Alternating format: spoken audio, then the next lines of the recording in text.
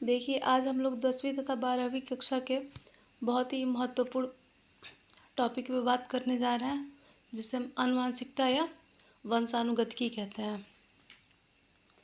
तो बात करते हैं हम आनुवंशिकता या वंशानुगतिकी किसे कहते हैं।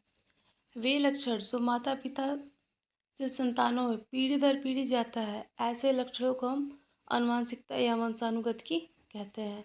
या कह सकते हैं वे आनुवंशिक लक्षण जो एक पीढ़ी से दूसरी पीढ़ी में लगातार जाता रहता है, ऐसे लक्षणों को हम आनुवंशिकता या वंशानुगतिकी कहते हैं। और यह किसके द्वारा जाता है, तो चूँकि हम इससे पहले डीएनए चैप्टर जब पढ़ाए थे तो बताए थे डीएनए द्वारा यह लक्षण जो होता है, आनुवंशिक लक्षण जो भी होता है वह एक पीढ़ी से दूसरी पीढ़ी में जाता है। आनुवंशिकता के पिता देखिए ग्रेगर जॉन मेंडल को कहा जाता है, क्योंकि आनुवंशिकता के जो नियम है उसे पूर्ण रूप से ग्रेगर जॉन मेंडल ने ही दिया।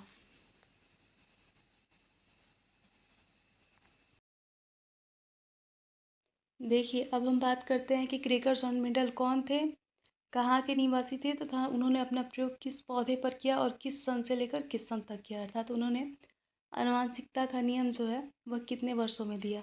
देखिए, ग्रेगर जॉन मेंडल ऑस्ट्रिया के ब्रुन के छोटे शहर सिलिसिया के रहने वाले थे। ग्रेगर जॉन मेंडल ने अपना प्रयोग सन 1857 से आनुवंशिकता पर शुरू किया। उन्हें 8 वर्ष लगे आनुवंशिकता के तीनों नियम देने के लिए, अर्थात उसके अध्ययन के लिए। 8 वर्षों के बाद सन 1865 से लेकर सन 1866 में उन्होंने अपना प्रयोग पूरा किया तथा उन्होंने एक बैठक के बाद, अर्थात एक परमिशन के बाद, एक पुस्तक लिखी जिस पुस्तक का नाम नेचुरल हिस्ट्री सोसाइटी था। उन्होंने यह पुस्तक आनुवंशिकता पर लिखा, लेकिन उनके इस पुस्तक पर किसी ने ध्यान नहीं दिया, अर्थात किसी का ध्यान नहीं गया कि मेंडल ने कुछ महत्वपूर्ण आनुवंशिकता पर दिया है। तब उनके मृत्यु के कुछ वर्षों बाद 1900 ईस्वी में ह्यूगो ड्रीबिश तथा कार्ल कॉरेंस ने उनके नियमों की पुष्टि की, अर्थात पुनः आनुवंशिकता पर उन्हीं की किताब के अनुसार उन्होंने अध्ययन किया। तब उन्होंने देखा कि जो भी उन्होंने नियम दिया है वह स्पष्ट रूप से सही है। तब जाके उनकी पुस्तक को मान्यता प्राप्त हुई, या कह सकते हैं उनकी पुस्तक प्रचलित हुई।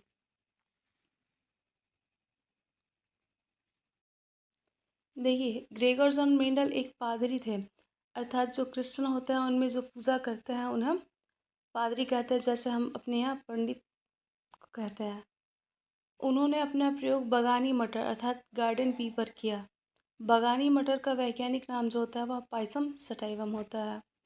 जैसा कि हमने कहा कि उनके प्रयोग की पुष्टि सन 1900 ईस्वी में ह्यूगो ड्यूबिश तथा कार्ल कॉरेंस ने किया, अर्थात उनके प्रयोग करने के बाद उनके मृत्यु के कुछ वर्षों पश्चात ह्यूगो ड्यूबिश ने इन चीज़ों पर ध्यान दिया कि आनुवंशिकता लक्षण किस प्रकार से कार्य करता है।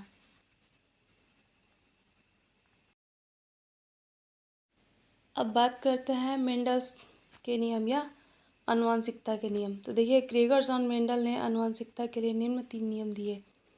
पहला, प्रभाविता का नियम, लॉ ऑफ डोमिनेंस। दूसरा, पृथक्करण का नियम, लॉ ऑफ सेग्रीगेशन। तीसरा, स्वतंत्र अभ्युगम का नियम, लॉ ऑफ इंडिपेंडेंट असॉर्टमेंट।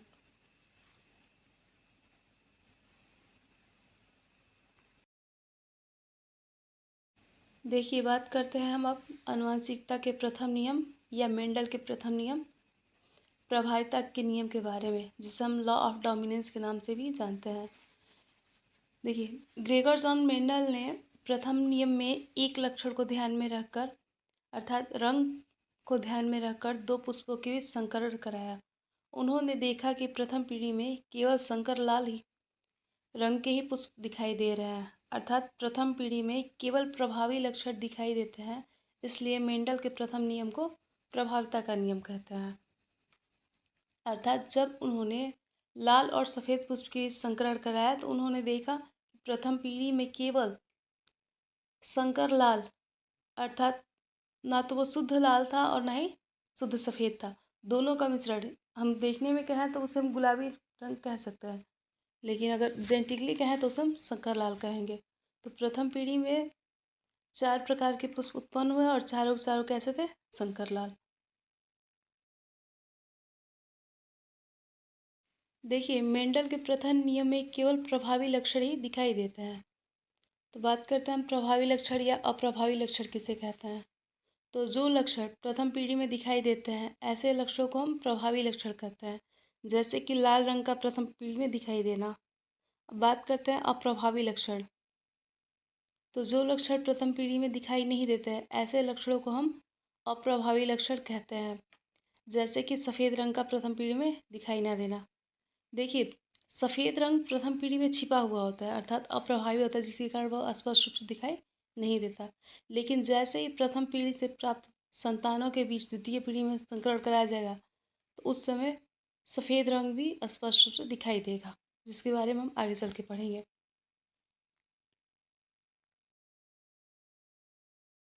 देखिए, यहाँ पर हम उदाहरण द्वारा लॉ ऑफ डोमिनेंस अर्थात मेंडल के प्रथम नियम या आनुवंशिकता के प्रथम नियम या प्रभावता के नियम को समझते हैं। देखिए, जब ग्रेगर्स और मेंडल ने शुद्ध लाल पुष्प तथा शुद्ध सफ़ेद पुष्पों के बीच संकरण पर कराया, तो उन्होंने प्रथम पीढ़ी में पाया कि 4 तरह के पुष्प उत्पन्न हुए और चारों के चारों कैसे थे?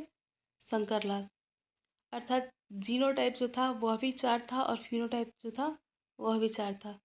अब बात करते हैं हम कि जीनोटाइप और फिनोटाइप क्या है। तो बाह्य रंग को हम फिनोटाइप कहते हैं, अर्थात वो देखने में सभी के सभी कैसे थे? लाल। तो सिम रेशियो, उसका जो रेशियो होगा वह 4 होगा। जीनोटाइप अगर हम जेनेटिकली देखें तो भी देखिए यहाँ पे कैपिटल आर और स्मॉल आर है, अर्थात यहाँ पे जो चारों के चारों संतान है वह जेनेटिकली भी कैसे है? चारों के चारों समान है, इसलिए यहाँ पे का जो जीनोटाइप होगा वह भी 4 ही होगा।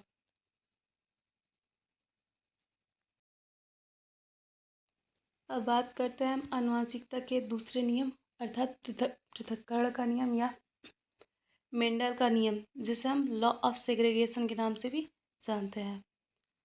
देखिए, ग्रेगर्स और मेंडल ने द्वितीय पीढ़ी में प्रथम पीढ़ी से प्राप्त 2 संतानों के बीच जब संकरण कराया, तो उन्होंने देखा कि द्वितीय पीढ़ी में प्रभावी तथा अप्रभावी दोनों लक्षण स्पष्ट रूप से अलग अलग दिखाई दे रहे थे। अर्थात F2 पीढ़ी में शुद्ध लाल, शुद्ध सफ़ेद तथा संकर लाल तीनों तरह के पुष्प अलग अलग दिखाई दे रहे थे, अर्थात पृथक पृथक दिखाई दे रहे थे।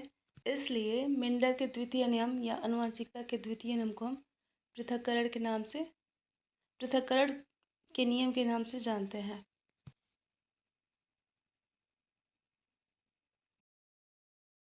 देखिए, आनुवंशिकता के दूसरे नियम या पृथक्करण के नियम को हम एग्जाम्पल द्वारा समझते हैं। देखिए, प्रथम पीढ़ी में हमें कैपिटल आर और स्मॉल आर अर्थात संकर लाल संतानें प्राप्त हुई थी। जब उन 2 संतानों के बीच संकरण कराया जाता है, तो एक शुद्ध लाल, 2 संकर लाल तथा एक शुद्ध सफ़ेद पुष्प उत्पन्न होता है। जैसा कि हमने कहा कि जो लक्षण प्रथम पीढ़ी में दिखाई नहीं देते हैं, अर्थात वे अप्रभावी लक्षण जो प्रथम पीढ़ी में स्पष्ट रूप से नहीं दिखाई देते हैं, वह द्वितीय पीढ़ी में स्पष्ट रूप से दिखाई देते हैं। और चूंकि इस नियम में प्रभावी तथा अप्रभावी अर्थात जो लक्षण प्रथम पीढ़ी में नहीं दिखाई देते हैं और जो प्रथम पीढ़ी में दिखाई दे रहे थे, वो सभी के सभी अलग अलग या पृथक पृथक दिखाई देते हैं। इसलिए इसलिए मेंडल के द्वितीय नियम या आनुवंशिकता के द्वितीय नियम को हम पृथक्करण का नियम कहते हैं। देखिए, जो यहाँ का जीनोटाइप होता है वह 1 संबंधित 2 संबंधित 1 का रेशियो बनाता है, जबकि जो फिनोटाइप होता है वह 3 संबंधित 1, अर्थात यहाँ पे 1 संबंधित 2 संबंधित 2 से क्या मतलब है। देखिए, यहाँ पे हम जैसे दिखा रहे हैं कि एक पुष्प जो है वह शुद्ध लाल है, अर्थात 1 रेशियो जेनेटिकली वह कैसा है? R are, capital R R है।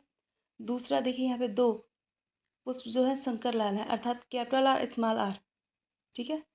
और तीसरा जो है वह शुद्ध सफ़ेद है, अर्थात यहाँ पे शुद्ध सफ़ेद की संख्या केवल कितनी है? 1। अब बात करते हैं फिनोटाइप अर्थात बाह्य रंग के हिसाब से। तो देखिए, तीनों में कैपिटल आर उपस्थित है, शुद्ध लाल, संकर लाल और यहाँ पे देखिए तीसरे में भी संकर लाल, अर्थात यहाँ पे लाल पुष्प कितने हैं? 3। तो यहाँ पे जो फिनोटाइप का रेशियो होगा वह 3 होगा और यहाँ पे शुद्ध सफ़ेद कितना है? तो केवल 1 है, इसलिए यहाँ पे फिनोटाइप का रेशियो जो है वह 1 होगा।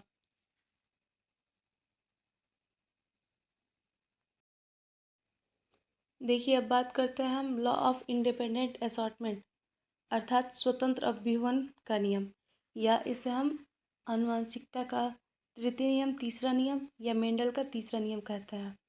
देखिए, मेंडल के तीसरे नियम अर्थात स्वतंत्र अभिवन नियम को समझता है। ग्रेगर्स और मेंडल ने अपने तीसरे नियम में अर्थात आनुवंशिकता के तीसरे नियम में दो लक्षणों को ध्यान में रखकर संकरण कराया। अर्थात देखिए, पहले और दूसरे नियम में उन्होंने केवल एक रंग अर्थात पुष्प के रंग को ही ध्यान में रखकर संकरण कराया, जबकि मेंडल ने तीसरे नियम में रंग तथा पौधे की लंबाई दोनों को ध्यान में रखकर संकरण कराया। तो उन्होंने देखा कि दोनों के लक्षण स्वतंत्र रूप से अलग अलग सभी के सभी पृथक दिखाई दे रहे हैं तीसरे नियम में। अर्थात इसलिए उन्होंने अपने तीसरे नियम को स्वतंत्र अभिवन का नियम कहा। मेंडल के तीसरे नियम अर्थात स्वतंत्र अभिवन के नियम में फिनोटाइप का जो रेशियो होता है अर्थात बाह्य रंग जो होता है वह 9 संबंधे 3 संबंधे 1 का होता है, जबकि जेनेटिकली देखा जाए जीनोटाइप के हिसाब से तो उसका जो रेशियो होता है 1 संबंधे 2 संबंधे 2 संबंधे 4 संबंधे 1 संबंधे 2 संबंधे 1 संबंधे 2 संबंधे 1 का होता है। अर्थात इसे अगर याद करने की बात करें हम कि इसे याद कैसे रखेंगे, तो देखिए, फिनोटाइप जो होता है वह 9 संबंधे 3 संबंधे 1 होता है, और जीनोटाइप का याद करने का सबसे बेस्ट ट्रिक है कि 12 संबंधे 24 संबंधे 12 संबंधे 121। ठीक है। अब स्वतंत्र अभिवन के नियम को हम एग्जाम्पल द्वारा समझते हैं।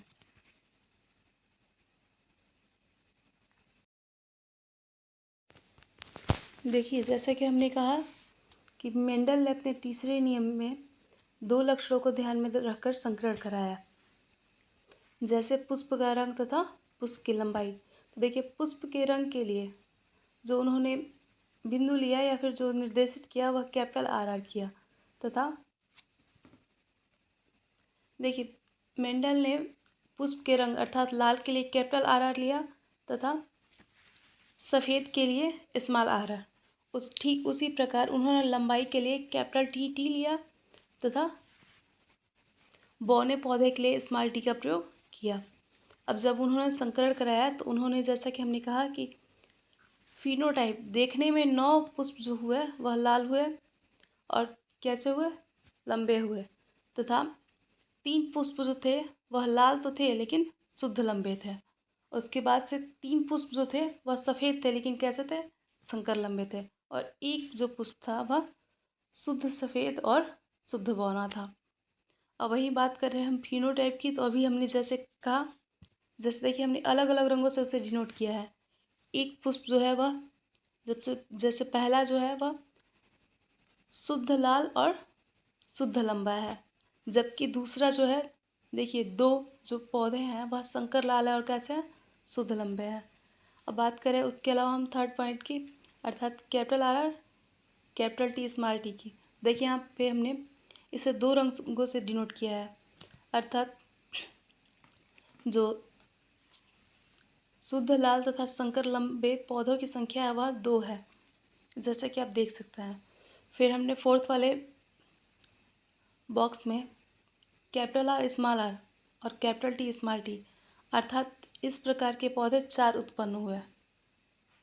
ठीक है। अब बात करते हैं हम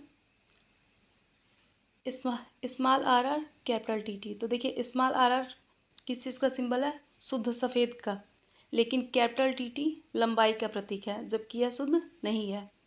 एल क्या होने चाहिए थे हमारे, अर्थात पौधे कैसे होने चाहिए, शुद्ध लाल शुद्ध लंबे, जबकि यहाँ पे पौधे कैसे हैं, शुद्ध सफ़ेद हैं और शुद्ध लंबे हैं, जबकि ऐसा नहीं होना चाहिए। अब बात करते हैं हम यहाँ पे small are capital T small T, अर्थात कुछ पौधे हुए थे, अर्थात 2 जो पौधे हुए वह सफ़ेद शुद्ध सफ़ेद रंग के, लेकिन कैसे थे, संकर लंबे। केवल एक ही पौधा ऐसा था जो शुद्ध सफ़ेद और शुद्ध बौना हुआ, अर्थात इसलिए इसका जो जीनोटाइप हमें प्राप्त हुआ वह 12 संबंधे 24 संबंधे 12 संबंधे 121 के रूप में प्राप्त हुआ।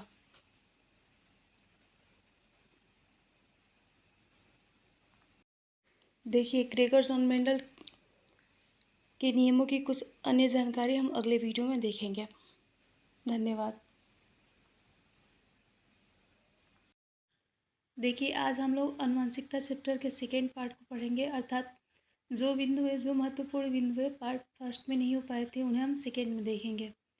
देखिए, यहाँ पे एक क्वेश्चन पूछा जाता है कि मेंडल द्वारा मटर के पौधे के लिए किन लक्षणों में को ध्यान में रख के संकरण कराया गया था।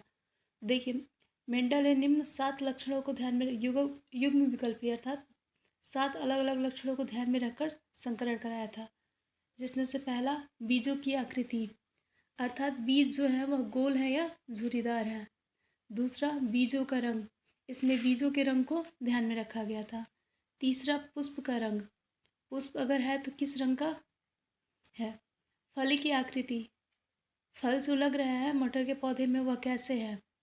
फली का रंग, अर्थात फली जो निकल रहा है उसके रंग कैसा है। पुष्प की स्थिति, पुष्प कैसे है। पौधों की लंबाई, अर्थात पौधों की लंबाई क्या है। अब उन्हें हम देखिए, अब हम लोग मेंडल द्वारा मटर के पौधे में चुने गए 7 लक्षणों को विस्तार रूप से पढ़ेंगे। पहला बीजों की आकृति, अर्थात बीजों की जो आकृति है वो गोल है या झुर्रीदार है। दूसरा बीजों का रंग, अर्थात मटर के पौधे के जो बीज हैं उनका रंग पीला है या हरा है। पुष्प का रंग, पुष्प का रंग लाल है या सफ़ेद है। फली की आकृति, फली की आकृति फूली हुई है पिचकी हुई है। फली का रंग, फली का रंग हरा है या पीला है। पुष्प की स्थिति, पुष्प की स्थिति कक्षस्थ है या अग्रस्थ है। पौधे की लंबाई, अर्थात पौधा लंबा है या बौना है। इस प्रकार से इन 7 लक्षणों के आधार पर मेंडल ने आनुवंशिकता का नियम दिया। देखिए, अब यहाँ पे अगला प्रश्न पूछा जाता है कि मेंडल की सफलता के कारण क्या है। देखिए, मेंडल की सफलता के निम्न कारण है। पहला, मेंडल ने एक समय में एक ही लक्षण को ध्यान में रखकर संकरण कराया, जिसके कारण उन्हें अपने आनुवंशिकता के नियम देने में सरलता हुई। दूसरा, मेंडल ने मटर के पौधे को 2 या 2 से अधिक बार संकरण कराया, जिसके कारण उन्हें पीढ़ी दर पीढ़ी का अध्ययन बहुत बेहतरीन तरीके से हुआ। अगला, मेंडल ने केवल समयुग्मी लक्षणों का चयन किया, जिसके कारण उन्हें समयुग्मी तथा विषमयुग्मी चयन करने में आसानी हुई या सरलता हुई। जैसे कि देखिए, समयुग्मी का मतलब RR, उन्होंने लाल रंग के लिए RR लिया, कैपिटल RR लिया तथा सफ़ेद रंग के लिए स्मॉल r लिया। अगला है स्वपरागण के लिए पौधों के केसर काट दिए, अर्थात पौधे शीघ्रता से और स्वपरागण कर सके, इसके लिए उन्होंने केसर को काट दिया।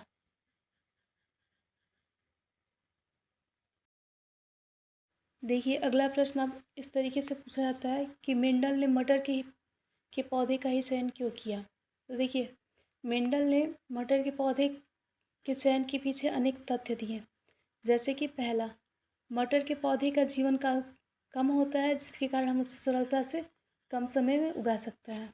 दूसरा, मटर के पौधे को ठंडे प्रदेशों में 1 वर्ष में 3 बार उगाया जा सकता है। तीसरा, मटर के पौधे की अनेक प्रजातियां पाई जाती हैं, जिनमें अंतर देखना बहुत ही सरल होता है। चौथा, मटर के पौधे द्विलिंगी पाए जाते हैं, अर्थात एक ही प्लांट पे मेल तथा फीमेल दोनों फ्लावर पाए जाते हैं। अगला, मटर के पौधे कृत्रिम पर परागण कराया जा सकता है, अर्थात मटर के पौधे में किसी अन्य पौधे द्वारा हम किसी अन्य पौधे को उगाकर वहाँ पे परागण करा सकते हैं, जिसके कारण उनमें डिफरेंस देखना बहुत ही सरल होता है। पांचवा, मटर के पौधे को कम जगह में सरलता से उगाया जा सकता है, अतः ग्रेगर्स और मेंडल ने मटर के पौधे का चयन इन मुख्य विशेषताओं के कारण किया।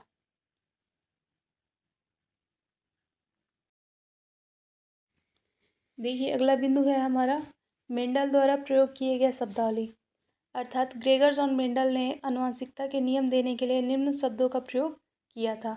जैसे जीन या कारक, जीन किसे कहते हैं तो मेंडल के अनुसार सभी जीवों का नियंत्रण जिसके द्वारा होता है उसे हम कारक या फैक्टर कहते हैं, जिसे हम आधुनिक भाषा में जीन कहते हैं। देखिए, मेंडल के समय में जीन शब्द की खोज नहीं हुई थी, इसलिए मेंडल ने जीन को कारक कहा। जीन शब्द की खोज जॉनसन ने की थी। अगला बिंदु है हमारा संकर या संकरण, हाइब्रिड एंड हाइब्रिडाइजेशन। तो बात करते हैं हम संकर किसे कहते हैं। जब दो अलग अलग तुलनात्मक लक्षणों को ध्यान में रखकर निषेचन कराया जाता है तो उसे हम संकर कहते हैं। जैसे लाल पुष्प के लिए हमने कैपिटल आर आर लिया था तथा सफ़ेद पुष्प के लिए स्मॉल आर आर, तथा इस प्रक्रिया को संकर पौधे के उत्पन्न होने की प्रक्रिया को हम संकरण या हाइब्रिडाइजेशन कहते हैं।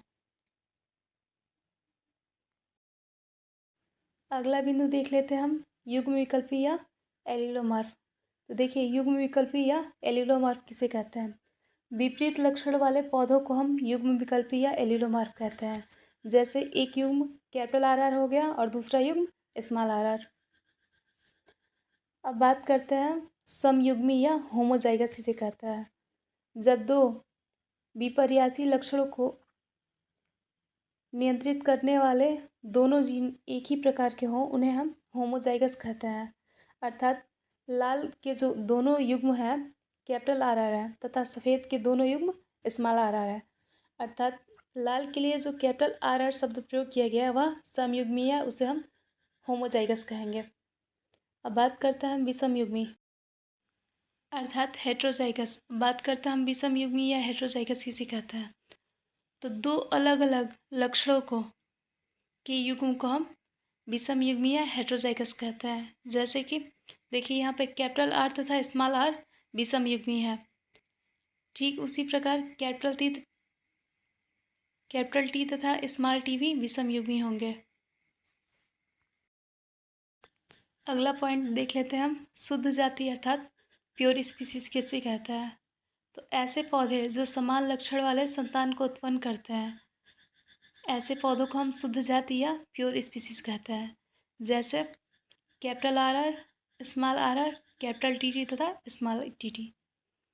अब बात करते हैं अशुद्ध जाति किसे कहते हैं अर्थात हाइब्रिड स्पीसीज किसे कहता है। तो ऐसे पौधे जो असमान लक्षण वाले संतानों को उत्पन्न करते हैं या असमान लक्षण को उत्पन्न करते हैं, ऐसी जातियों को हम अशुद्ध जाति या हाइब्रिड स्पीसीज कहते हैं। जैसे कैपिटल आर स्मॉल आर अर्थात जिसे हम संकर लाल कहते हैं, कैपिटल टी स्मॉल टी जिसे हम संकर लंबा कहते हैं, तथा कैपिटल वाई स्मॉल वाई जिसे हम संकर गोल कहते हैं। देखिए अब बात करते हैं हम मेंडल के नियम से हमें क्या लाभ है। देखिए जितने भी इस समय हाइब्रिड पौधे या हाइब्रिड जीव उपस्थित है जिनसे हमें कम समय में अधिक उत्पादकता मिल रही है, ये सभी के सभी मेंडल के नियमों के पे ही आधारित है। अर्थात बात करें हम देसी गाय की, तो देखिए देसी गाय सामान्यतः हमारी 5 से 6 लीटर दूध देती है, जबकि वही बात की जाए हाइब्रिड गाय एक समय में 10 से 12 लीटर दूध देती हैं। वैसे ही बात करें हम प्लांट की, देखिए जो पौधे हमारे 6 महीने में उगते थे उन पौधों का जो टाइम पीरियड है वह 3 महीने या 4 महीने कर दिया गया है। तथा जो पौधे हमारे छोटे फल अर्थात छोटे बीज धारण करते थे वो अब बड़े बीज कम समय में ही कम लागत में ही बड़े बीज धारण करते हैं, जिसके कारण हमारी आर्थिक और व्यावसायिक दोनों अवस्था सुधरती है। अर्थात मेंडल के नियम के आधार पे ही जितने हाइब्रिड प्लांट हो गए या जीव हो गया जितने भी हैं वो सभी मेंडल के नियमों का पालन करते हैं। बात करें हम पौधों में, अन्य पौधों में, तो जितने फ्लावर हो गए जो कलर में आ रहे हैं वो सारे मेंडल के नियमों पे ही आधारित हैं। बात करें हम मुर्गियों की, तो मुर्गियों में भी जो सामान्यतः एक दिन में 1 अंडे दे रहे थे, वे वही मुर्गियाँ एक दिन में 2-4 अंडे या कह सकते हैं उससे अधिक अंडे दे रहे हैं। यह सभी मेंडल के नियम पे ही आधारित है।